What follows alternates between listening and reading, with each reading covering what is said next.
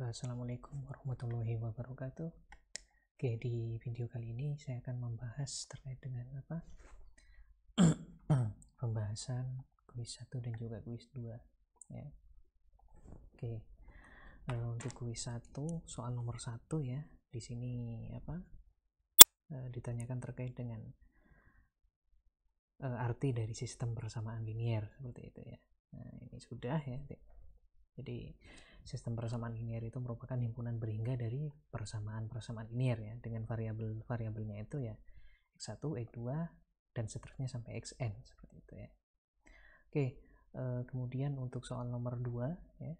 Soal nomor 2 kuis 1 ya. Jadi kita punya SPL ya, diberikan pada soalnya itu.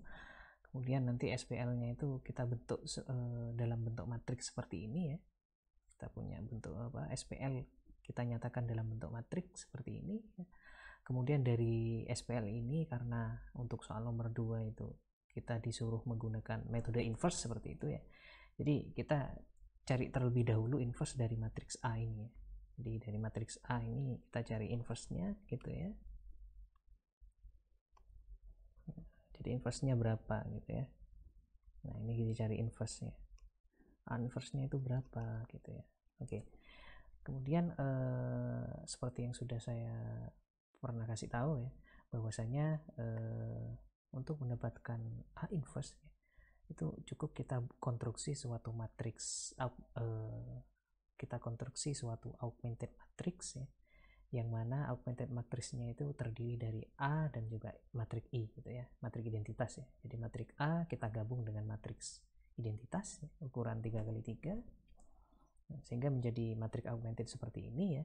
Kemudian kita OBE ya, sampai yang A ini menjadi I ya bentuknya ya. Jadi A ini kita ubah kita OBE ya. Jadi bagaimana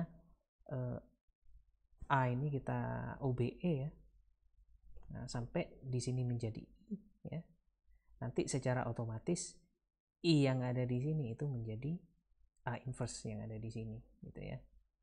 Nah, sehingga dengan melakukan OBE kita dapatkan A inverse-nya itu ini gitu ya. Sehingga untuk mencari solusi dari AX sama dengan B, itu kan berarti X-nya sama dengan apa?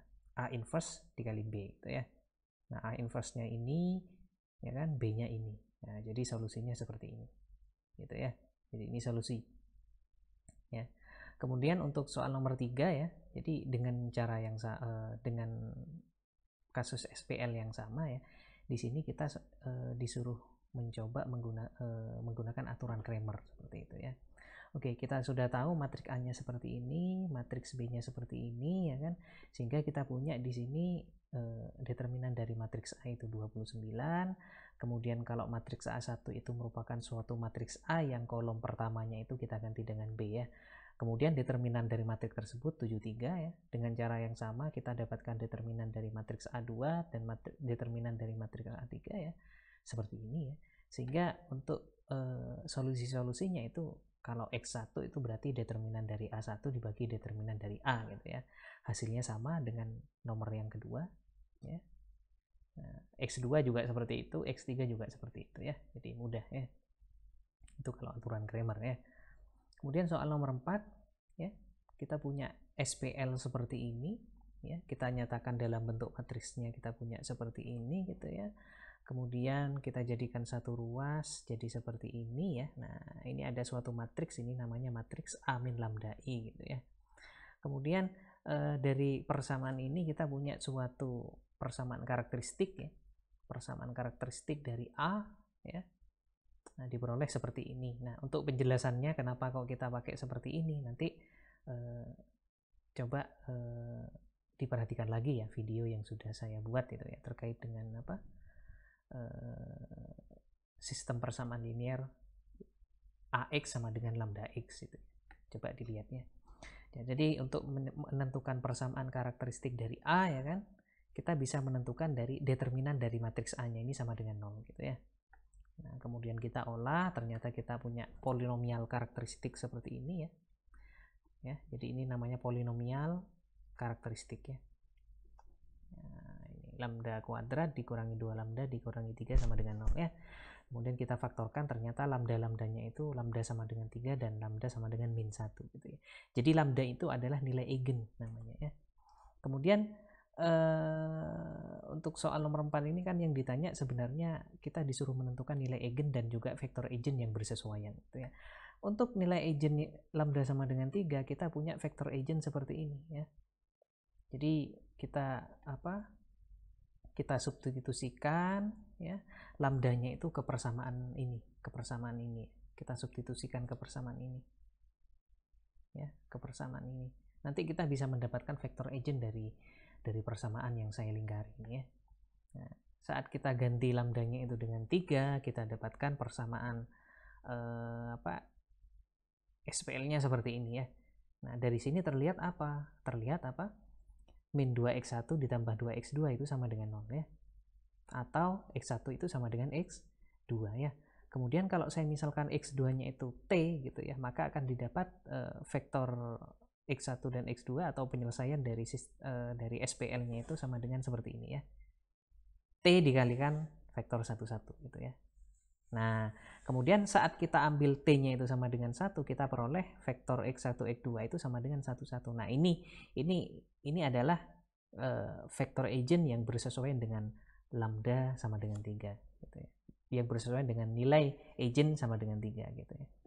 Oke, kemudian dengan cara yang sama kita bisa menentukan vektor eigen yang bersesuaian dengan lambda sama dengan yang bersesuaian dengan nilai eigen, yaitu lambdanya sama dengan min 1 gitu ya. Jadi lambda sama dengan min 1 itu nilai eigennya ya.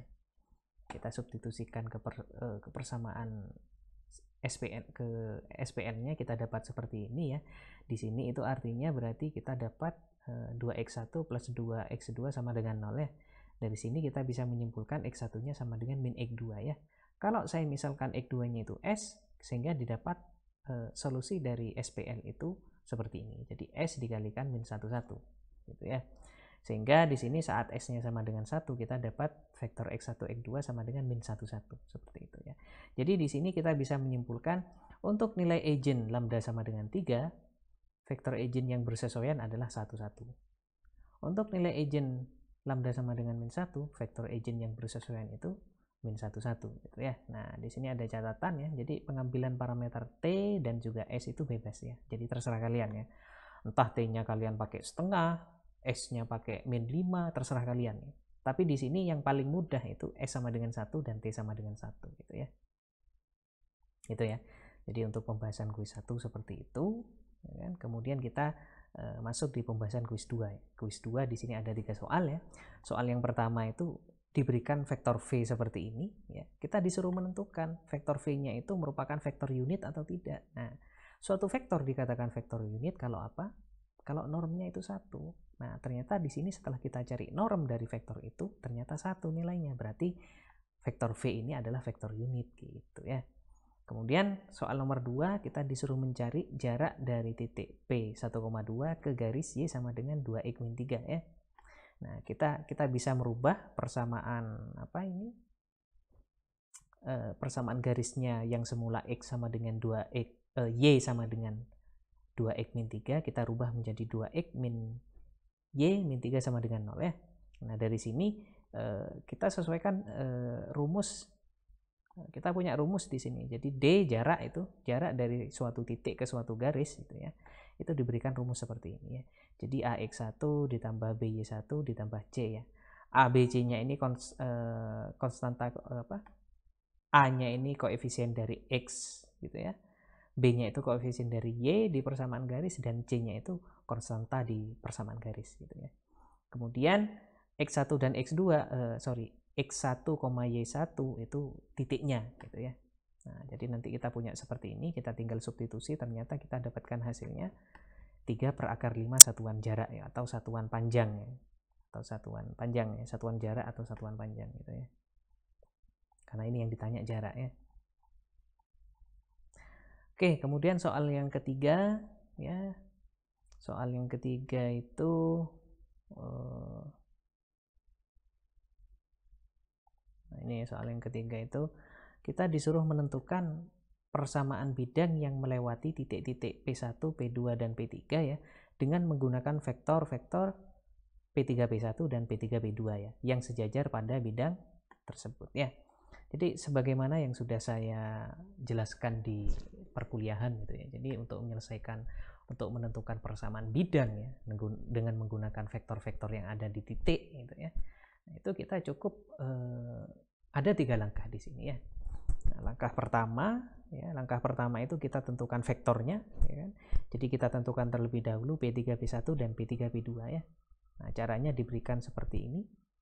Ya, kemudian langkah 2 itu kita cari cross product dari 2 vektor itu, kemudian kita namakan dengan n gitu ya. Ternyata dari sini kita peroleh n-nya itu sama dengan 91 sama min 5 gitu ya. Kemudian langkah 3 kita cari dot product dari n dengan vektor P3P ya, sama gitu ya, dot product. Nah, ini dot productnya harus 0 nilainya ya. Nah, di sini pertama asumsi saya memang saya punya suatu titik P, katakan titik P-nya itu X, Y, Z gitu ya. Jadi titik P-nya itu sembarang X, Y, Z gitu ya. Nah, sehingga kita punya di sini ya, karena vektor P3P itu kita belum menghitung ya kan. Jadi kita hitung terlebih dahulu ya kan. Berapa vektor P3P itu? Nah, ternyata kita dapat seperti ini. Ya, kemudian dot product dari n dan vektor P3P yang sama dengan 0 ternyata kita punya, dan kita sederhanakan itu kita dapatkan ini. Nah, persamaan ini merupakan persamaan bidang yang melalui 3 titik itu gitu ya. Jadi yang melewati P1, P2 dan P3 gitu ya. Kemudian terkait dengan representasi geometrinya ya. Terkait dengan representasi geometrinya seperti ini ya. Sebentar, saya kopikan ya.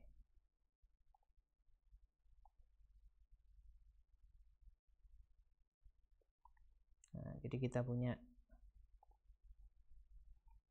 persamaan geometrinya representasi geometrinya seperti ini ya.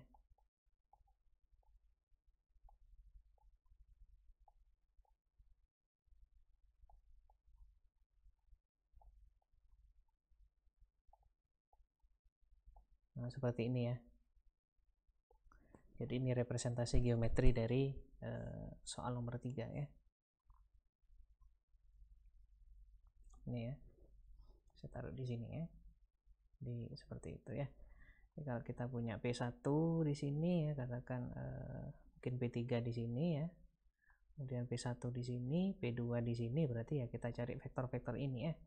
Kemudian cross productnya itu ini ya, yang ke atas ini ya. Kemudian kalau kita punya vektor P, berarti ini vektor P-nya ya. Nah, jadi ini persamaan bidangnya ya.